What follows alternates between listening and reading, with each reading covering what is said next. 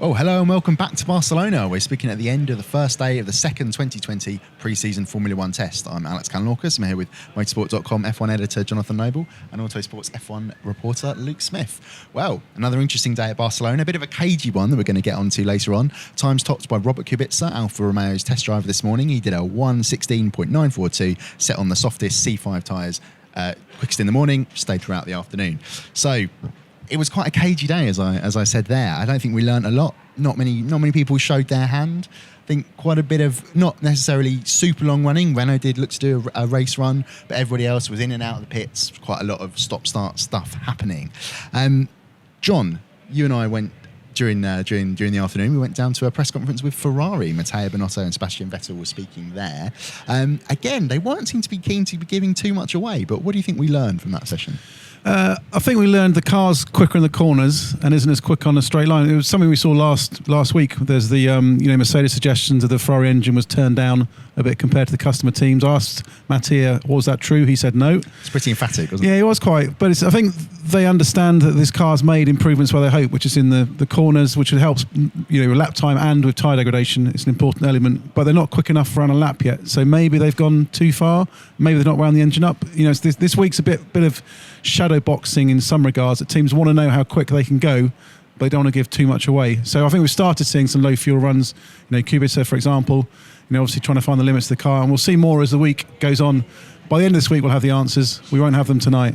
Yeah, it's interesting you mentioned there what Binotto shutting down the question. Well, he answered the question, to be fair, but he shut down the Mercedes speculation that the power unit was turned down compared to their customers. Interestingly though, Ferrari's still not featuring too heavily in the speed trap. So he says they're not playing games, but you never really know, as you say at this point. Yeah, I think the car has more drag. I mean, last season they admit they went the wrong way. The car was too quick in a straight line and not quick enough in the corners. They tried to balance it out later on in the year, made some progress in the corners. I think, again, it's the usual thing. We come out of testing and so we have to wait for Melbourne. But I think maybe we wait 2 races in, and if there's a consistent pattern, have Ferrari put too much downforce on, too much drag, and they need to kind of ease it off a bit for the first races. And Sebastian Vettel alluded to very much a similar thing. He said it does sort of take like 2, 3, 4 races even to get a real picture of where things are going. And obviously with China's cancellation and some other uncertainty, I think it might be even longer until we get a real picture of where things are this season. So I think John summed it up perfectly when he said it's a bit of shadow boxing that could linger beyond pre-season even. Absolutely. I mean, still no super low fuel runs or soft tyre runs from Ferrari, but they did say that they finally started working on optimising their setup. So do you think perhaps tomorrow, maybe we might edge towards Friday before we really see a little something special from Ferrari? Yeah, I think maybe tomorrow we'll start seeing something. They're on a new rear wing today, new engine cover, new bits coming. They said by the end of this test, they'll be in Melbourne spec. I think if you're a team, ideally, you want to get your closest you can to your Melbourne spec and then do your low fuel runs and your race sim. So you've got a bigger data package going into Melbourne. I think Mattia, admitted here today that they made a mistake last year. They got too carried away with how easy testing was going. Didn't do enough of understanding the car, understanding the setup, and that's what caught them out in Melbourne 12 months ago. Absolutely. Now, who else do we think looked strong, Luke? Mercedes pounding around again. Red Bull got up there with Max Verstappen towards the end of the day, but then he had a spin right at the end. So what did you make of what else you saw on track today? Yeah, I mean, Red Bull are sort of looking pretty solid, but I think, again, like Ferrari, we're still yet to see their full hand, really. Verstappen P2 on the day, really, really good. Slight spin at the end, but I think he downplayed it in his post-session media briefing, which is fair play. And as is his want. And I think Red Bull can be sort of pretty quietly confident with how things are going so far. And Mercedes, again, I think it was just a very sort of like standard trouble-free day for them. They had a couple of engine issues last week, so I think to get away from some of that and have a smooth running was important for them. And I think just continue racking up the miles before the end of the week. Red Bull did have a bit of a tough start to the day because Alex Albon went out, did an install lap, then didn't appear again for 3 hours. And he said that was a suspension issue that they had to work on. So, okay, looked like they got it running and sealed and everything fine for the afternoon, but it's going to take a bit of a hit, especially when you only got 3 days, 3 days are here, 6 days total at testing. Yeah, definitely. And it's something that I think we've been sort of discussing with a few team principals and drivers this week about how much testing do you really need. And some of them have said you could scale it right back to 4 days total even. And others saying, no, we need more and more. And I think, days like today where Red Bull, they lose all that time in the morning, I think they're probably ruining the fact that we've only got 6 days this year, but hoping that we don't roll back any further because, it's a big lot of time to lose. And I think especially as we're getting closer and closer to, you need to open up the taps and show what the car can do. To have a setback like that on either Thursday or Friday could really be a big blow. Absolutely, and John, it's interesting going back to that Ferrari session we were at with Binotto and Vettel, was that obviously Vettel had that engine problem on Friday afternoon. Binotto clarified that. He said, well, we've looked at it. It was an issue that we've expected. We've seen it on the dyno. We've now implemented a fix, and that engine is back in the car. So Ferrari seemingly getting on top of what could have been a bit of a drama for them. Yeah, I think so. I mean, test is about finding problems. They had this problem. It was a big drama on the final day last week, and everyone thought, oh, Ferrari engine problems. But I think more interesting is Mercedes.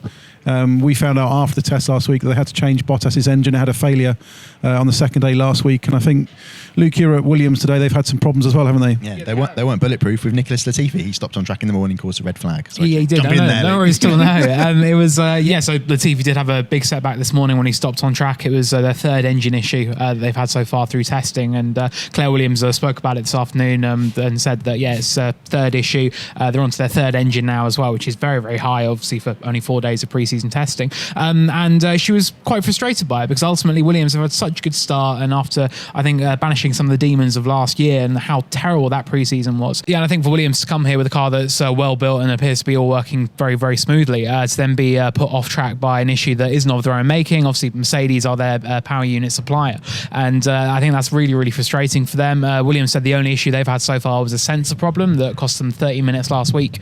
Otherwise, though, it's all on Mercedes, who, as John said, had the issue with Bottas last week when he had an engine issue. So, I think Williams will be a little bit frustrated, but there's lots of confidence for them to take. After the issue this morning, George Russell got out on track and they were still able to rack up more than 100 laps, which is good. And I think it's really still a very good story that's coming out of that team so far in this winter. And they're pleased with the car. Obviously, Claire Williams speaking now. I know George Russell was positively bouncing, as we said at this time last week. So what are their thoughts on how they've developed the new FW43? Yeah, it all appears to be very positive, and I think they're not expecting everything to dramatically change overnight and all of a sudden be in the thick of the midfield fight. But I think they're definitely thinking they'll be a step closer this year, which is good for everybody. I mean, we don't want to see Williams sort of languishing at the back of the field as it was all the way through last year. I think it's a positive mood coming out of the team, which is really, really good. Absolutely. Now, and speaking of someone else who's got, we're about to speak to someone else who's had a positive mood. John, you went and just spoke to Sergio Perez, who's enjoying his pink Mercedes, as some people have been referring to it as.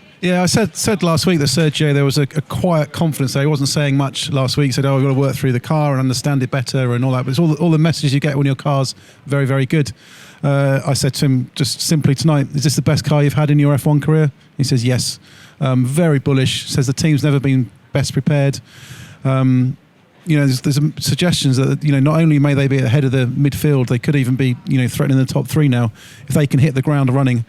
But Sergio, continues to play things down. So it's not how we start in Melbourne, it's how we finish in Abu Dhabi. But I think, the Racing Point are going to cause a few surprises and maybe a few bit of controversy for the other teams. I was going to say, he's sort of ever stoking that controversy, because Renault and McLaren, their technical chiefs, were speaking at lunchtime, and a little bit of perhaps this isn't so good for Formula One, what's gone on with Racing Point and Mercedes. Yeah, Marcin Budkowski, the executive director of Renault, asked him earlier on if there were any concerns about the legality. He didn't want to get too drawn into it, but said it was a concerning evolution for Formula One. So we'll see where it goes, whether there'll be any pushing of the FI for clarification. But I think you're right. I remember this when Haas came in with their Ferrari business model. The more successful they got, the more the opposition got revved up. So, Racing Point may be looking and hoping for podiums early on, but any podium for them is going to, I think, cause a bit of fallout elsewhere. Excellent. Well, thank you, John. Thank you, Luke. Thank you for watching this video. We'll be back at Barcelona tomorrow. Hopefully it might not be quite so blustery as you probably noticed with my ridiculous haircut. But do make sure you check out all our social media channels at Autosport and Motorsport.com. Have your say in the comments below on YouTube, and do remember to like our YouTube page. Thanks very much, and see you tomorrow.